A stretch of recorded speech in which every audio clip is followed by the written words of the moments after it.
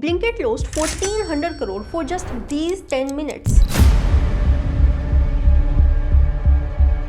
10 minute, सिर्फ 10 minute में Blinkit आप लोगों के घर पर ग्रोसरी तो पहुंचा देता है, लेकिन इस तेजी के पीछे छुपा है ढेर सारा पैसों का नुकसान, वर्कर्स पर प्रेशर, एक्सीडेंट और एक ऐसी कहानी जो आप लोग जानते ही नहीं है। पर टाइमिंग के लिए भी बोला जाता है कि 10 मिनट में सामान पहुंचाओ, 10 मिनट में, इतना टॉर्चर करते हैं। ऐसा है सर कि हम इंसान नहीं जानवर बन गए, मतलब हमको ना गाय बैल की तरह हमको काम करवा रहे हैं। अब हमको 14 घंटा देना पड़ता है, 14 घंटा देने के बाद भी हम 600-700 रुपये कमा रहे हैं, तो हम किस तरह से हम घर चलाएं? दरअसल इस कहानी की शुरुआत होती है साल 2013 में, जब ग्रोफर्स एक सिंपल ग्रोसरी डिलीवरी ऐप हुआ करता था। लेकिन सालों तक स्ट्रगल करने के बाद ग्रोफर्स एक बहुत ही ज़्यादा मुश्किल डिसीजन ले लेती है, जो कि आने वाले टाइम में लगभग नेक्स्ट टू इम्पॉसिबल होने वाला था।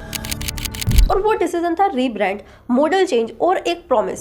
Grofers has decided to rebrand itself as Blinkit. और वो प्रॉमिस था grocery and other essentials just in 10 minutes. We wanted to rebrand to Blinkit so that we can mean a lot more to the users. और यहाँ पर essentials में हर वो चीज जो कि आप लोगों के घर में यूज होती है, अब सिर्फ 10 मिनट में ब्लिंकिट आप लोगों को देने वाला था। But as you all know, speed कभी भी फ्री में नहीं मिलती है और किसी ना किसी को तो स्पीड के लिए खर्च करना ही पड़ता है। और इसीलिए यहाँ पर ब्लिंकिट ने स्पीड को फास्ट करने के लिए करोड़ रुपीस खर्च कर दिए, जो कि ब्लिंकिट के लिए काफी ज्यादा मुश्किल होता जा रहा था।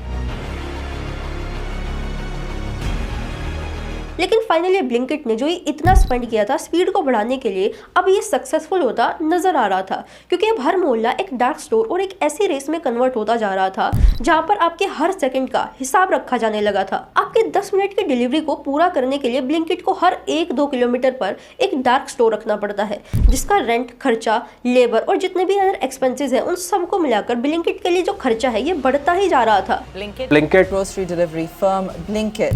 और आपकी इसी 10 मिनट की डिमांड को पूरा करने के लिए ब्लिंकिट का जो नुकसान है, ये सिर्फ एक ही साल में 1400 करोड़ पार पहुंच गया था, यानी कि हर रोज 3.8 करोड़ का लॉस।